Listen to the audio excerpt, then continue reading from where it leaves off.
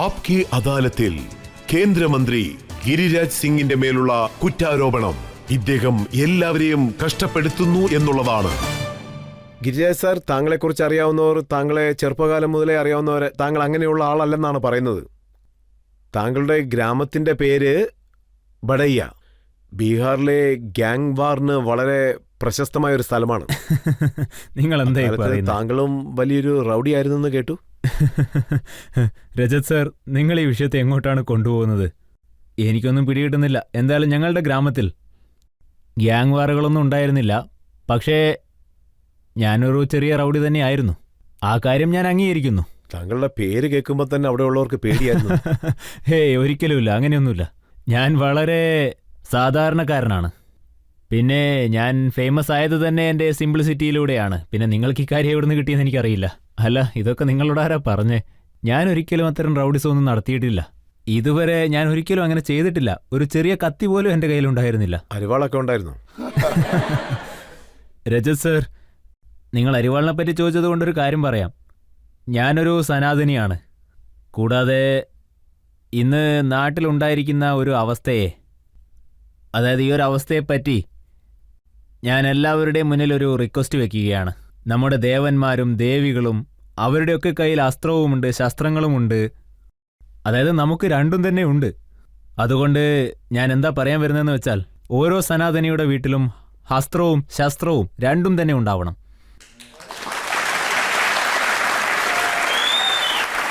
നല്ല കാര്യമാണ്. മറ്റൊരു കാര്യവും സത്യമാണോ? താങ്കൾ ബംഗാളിൽ താരാപേട്ടയിൽ രാത്രിയിൽ ഇരുട്ടിൽ ശ്മശാനത്തിലേക്ക് പോയി മന്ത്രവാദങ്ങളൊക്കെ ചെയ്യുമെന്ന് കേട്ടു. താരാപേട്ടിലൊക്കെ പോയത് സത്യം തന്നെയാണ്. പിന്നെ സനാതനത്തിൽ നമ്മൾ ശ്മശാനത്തെയും പൂജിച്ചേ മതിയാവൂ. ഒപ്പം സനാതന പ്രകാരം നവരാത്രിയിൽ ദേവിക്കും പൂജകൾ നടത്തണം. ഇതെല്ലാം തന്നെ സനാതനത്തിലുണ്ട്. പക്ഷേ നിങ്ങളിതൊക്കെ എവിടുന്നാണ് തേടി കണ്ടുപിടിക്കുന്നതെന്ന് എനിക്ക് മനസ്സിലാവുന്നില്ല. കാരണം അക്കാലത്ത് ബീഹാറിന്റെ രാഷ്ട്രീയം അങ്ങനെയായിരുന്നു ഉണ്ടായിരുന്നത്. താങ്കൾക്ക് നന്നായിട്ട് അറിയാം. ആ സമയം ലാലുവിന്റെ ഭരണമായിരുന്നല്ലോ. അതായത് നിങ്ങൾ ആ പഴയ ദിവസങ്ങളെപ്പറ്റിയാണ് പറയുന്നത്. ഇപ്പോൾ ബീഹാറിലുള്ള ചെറിയ കുട്ടികൾക്കൊന്നും അതിനെപ്പറ്റി അറിയാൻ വഴിയില്ല. ബീഹാറിന്റെ അവസ്ഥ, ആ അവസ്ഥയെ എത്രത്തോളം മോശമാക്കി എന്നാൽ, അതായത് ലാലുജി ഒരച്ഛനും അമ്മയ്ക്കും തൻ്റെ കുട്ടികളുടെ കാര്യത്തിൽ വൈകുന്നേരം തിരിച്ച് വീട്ടിലെത്തുമോ എന്നുള്ളൊരു ഭയമുണ്ടല്ലോ, ആ ഒരു അവസ്ഥയിലായിരുന്നു അദ്ദേഹം. ഒരു നവവധു വണ്ടിയിൽ പോകുന്നത് കണ്ടാൽ അവരെ കിഡ്നാപ്പ് ചെയ്ത് അവരുടെ കയ്യിലുള്ള എല്ലാം തന്നെ കൊള്ളയടിക്കും. ഷോറൂമിൽ നിന്ന് വണ്ടികൾ മോഷ്ടിച്ചു കൊണ്ടുപോകും. അവസ്ഥ വളരെ മോശമായിരുന്നു. അതുകൊണ്ടുകൂടിയാണ് പറയുന്നത്, ഇന്ന് നമ്മുടെ ബീഹാറിൽ ഞാൻ ദൈവത്തോട് പ്രാർത്ഥിക്കുകയാണ്, വീണ്ടും ഒരു തവണ കൂടി ലാലുജിയുടെ ഭരണം വരാനേ പാടില്ല. സംഭവിച്ച മറ്റൊരു കാര്യവും ഞാൻ അറിഞ്ഞിരുന്നു. ബ്രാഹ്മണന്മാരായിരുന്നു ബിസിനസ്മാനായിട്ടുണ്ടായിരുന്നത്, അല്ലെങ്കിൽ ഭൂ ഉടമകളായിരുന്നു. പക്ഷേ അവരുടെ കുട്ടികൾ സർനെയിം പോലും മാറ്റുമായിരുന്നു. അവർ എല്ലാവരും ബീഹാറിൽ നിന്നും രാജ്യത്തിന്റെ മറ്റു ഭാഗങ്ങളിലേക്ക് പോയി. അവരുടെ ഐഡന്റിറ്റി സംരക്ഷിക്കാൻ വേണ്ടിയായിരുന്നു അവർ പോയത്. ഇപ്പോ അവരുടെയൊക്കെ അവസ്ഥ വളരെ മോശമാണ്. ഇന്നും പണ്ട് നടന്ന കാര്യങ്ങളെപ്പറ്റി കുട്ടികൾ ചോദിക്കുമ്പോൾ, അവരോട് പറയുമ്പോൾ അവരിൽ ഭയമുണ്ടാവുന്നുണ്ടെന്ന് അവരുടെ മുഖത്തു നിന്ന് വായിച്ചെടുക്കാം. അക്കാലത്ത് താങ്കൾ അവിടെ ഉണ്ടായിരുന്നത് കൊണ്ട് താങ്കൾക്ക് നന്നായിട്ട് അറിയാം. ഞാൻ ആ സമയത്ത്, അതായത് അന്ന് ഞാൻ യൂത്ത് വിങ് സ്റ്റേറ്റിൻ്റെ സ്റ്റേറ്റ് സെക്രട്ടറി അങ്ങനുമായിരുന്നു. ഞങ്ങൾ എല്ലാം തന്നെ സഹിച്ചവരാണ്. ശരിക്കും അതൊന്നും അങ്ങനെ പുറത്തു പറയാൻ പറ്റില്ല. അവസ്ഥ വളരെ മോശമായിരുന്നു. പിന്നെ നരേന്ദ്രമോദിജി, ഞാൻ ഉറപ്പിച്ച് പറയുകയാണ്, അത്തരം അവസ്ഥകൾ അദ്ദേഹത്തെ കൊണ്ട് മാത്രമേ മാറ്റാൻ പറ്റുകയുള്ളൂ. അത് വേറെ ആർക്കും സാധിക്കില്ല, അത് ഉറപ്പാണ്. സർ, നരേന്ദ്രമോദിയെ അറിയാവുന്നവർ, അതുപോലെ അദ്ദേഹത്തെ പ്രൈം മിനിസ്റ്റർ ആക്കാമെന്ന് പറഞ്ഞവർ, അക്കൂട്ടത്തിൽ ആദ്യത്തെ ആള് താങ്കളായിരുന്നു. താങ്കൾ ഗുജറാത്തിൽ പോലും പോയി പറഞ്ഞെന്നാണ് ഞാൻ കേട്ടത്. ഈ കാര്യം സത്യം തന്നെയാണ്. ആ സമയത്ത് രാജ്യത്തിനകത്ത് അവസ്ഥ മോശമായിക്കൊണ്ടിരിക്കുകയായിരുന്നു. ഒവൈസിയെ പോലെയുള്ള ആളുകൾ പുതുതായി വന്നുകൊണ്ടേയിരുന്നു. അന്ന് രാജ്യത്ത് ഒരേ ഒരു തിളങ്ങുന്ന വെളിച്ചം മാത്രം എൻ്റെ കണ്ണിൽ തെളിഞ്ഞു. ആ വെളിച്ചത്തിൻ്റെ പേര്, അദ്ദേഹത്തെ കൊണ്ട് മാത്രമേ സനാതനത്തെ സംരക്ഷിക്കാൻ സാധിക്കുകയുള്ളൂ, പിന്നെ രാജ്യത്തിന്റെ ഭാവിയെയും സംരക്ഷിക്കാൻ സാധിക്കൂ. അത് നരേന്ദ്രമോദിജിയാണ്. പിന്നെ നിങ്ങൾ നോക്കുകയാണെങ്കിൽ ഞാനൊരു മന്ത്രി ആയിക്കൊണ്ടും ഞാൻ ഒരിക്കൽ പോലും കോംപ്രമൈസ് ചെയ്തിട്ടേയില്ല. എനിക്കപ്പോൾ എന്താ തോന്നിയതെന്ന് വെച്ചാൽ, അഥവാ ഇദ്ദേഹം ഇന്ത്യയുടെ പ്രധാനമന്ത്രി ആവുകയാണെങ്കിൽ ഇന്ത്യയുടെ അവസ്ഥ നല്ലോണം മെച്ചപ്പെടും, ഇന്ത്യയുടെ വികസനവും സാധ്യമാവും എന്നൊക്കെയാണ്. മോദിജിയുടെ ഉള്ളിൽ ഇത്രയും പൊട്ടൻഷ്യൽ ഉണ്ട്, അദ്ദേഹം തീർച്ചയായും പ്രൈം മിനിസ്റ്റർ ആകുമെന്ന് താങ്കൾ എങ്ങനെയാണ് കണ്ടുപിടിച്ചത്? അത് പറയൂ. സാർ, ഞാനൊന്നും കണ്ടുപിടിച്ചിട്ടൊന്നുമില്ല.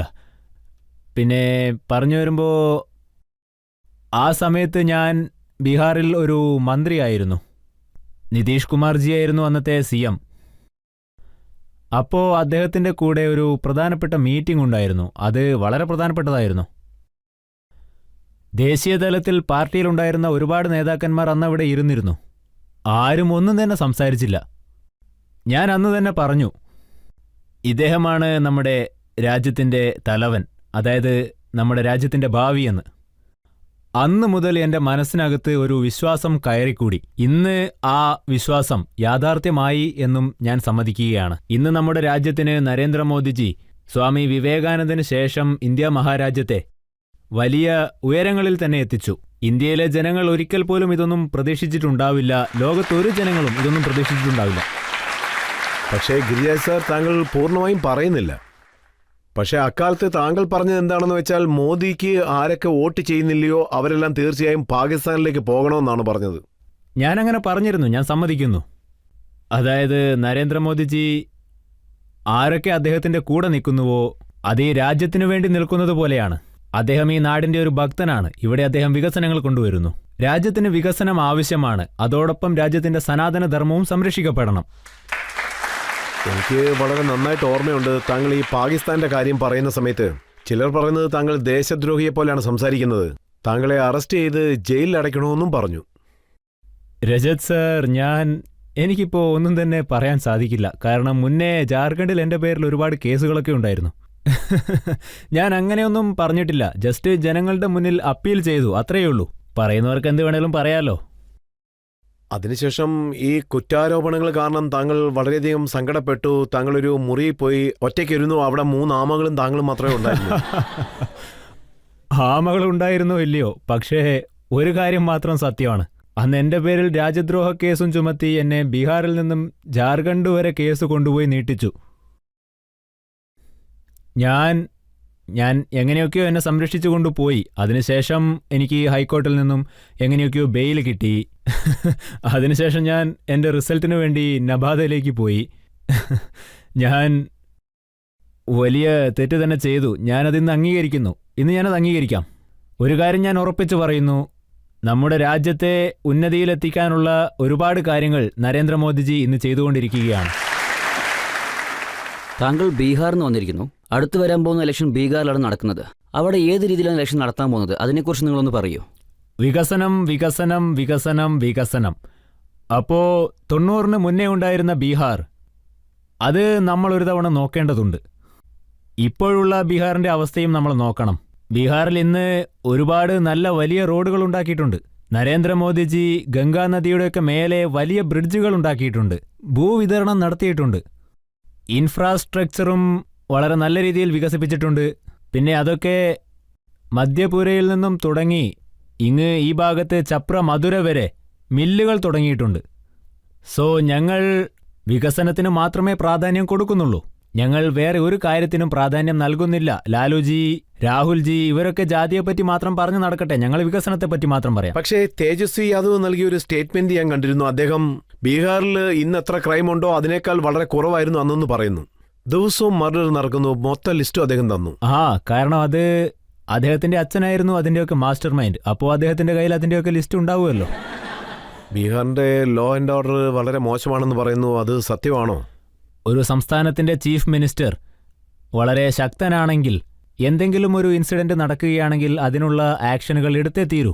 അത് ഈ കാലഘട്ടത്തിലും നടക്കുന്നുണ്ട്. പക്ഷേ ദൗർഭാഗ്യവശാൽ നമ്മുടെ നിതീഷ് ജി, ലാലുജി 22 സീറ്റിലാണുള്ളത്. അദ്ദേഹത്തിന് നിതീഷ് ജിയുടെ ഫോട്ടോ ലോക്കറ്റിലിട്ടുകൊണ്ട് അവരുടെ കുടുംബത്തിലുള്ളവർ അത് കഴുത്തിൽ അണിയണം. അദ്ദേഹം ഒരു റീബർത്ത് തന്നെ കൊടുത്തു. അക്കാരണം കൊണ്ട് തന്നെ എപ്പോഴൊക്കെ അദ്ദേഹം ഉണ്ടായിരുന്നോ അപ്പോഴൊക്കെ നിരപരാധികളെ രക്ഷിക്കാനുള്ള ശ്രമങ്ങളും അദ്ദേഹം നടത്തിയിട്ടുണ്ട്. പക്ഷേ ഇന്ന് ആരൊക്കെ കുറ്റവാളികൾക്ക് സംരക്ഷണം നൽകിയോ അവരൊക്കെ കുറ്റവാളികളെ പറ്റി സംസാരിച്ചുകൊണ്ടിരിക്കുകയാണ്. എന്താ ഇതിനൊക്കെ പക്ഷെ ചെയ്യുക? ഒരു കാലത്ത് താങ്കൾ പറയുമായിരുന്നു നിതീഷ് കുമാർ ലാലുവിനെ അമ്മയുടെ വീട്ടിലേക്ക് പോകുന്നു ഭീഷണിപ്പെടുത്തിക്കൊണ്ടേ ഇരിക്കുമെന്ന്. ഇപ്പൊ അദ്ദേഹം സ്വന്തം വീട്ടിലെത്തി, വീടിന്റെ താക്കോലും അദ്ദേഹത്തിന്റെ കയ്യിലാണ്. ഇല്ല, ഇപ്പൊ എല്ലാം വളരെ ശരിയായിട്ട് തന്നെയാ ഉള്ളതെന്ന് നിതീഷ് ജി തന്നെ പറഞ്ഞിട്ടുണ്ട്. ഇങ്ങനെ മര്യാദയ്ക്ക് ഇരിക്കുവോ? മറുകണ്ടൊന്നും ചാടത്തില്ലല്ലോ അല്ലേ?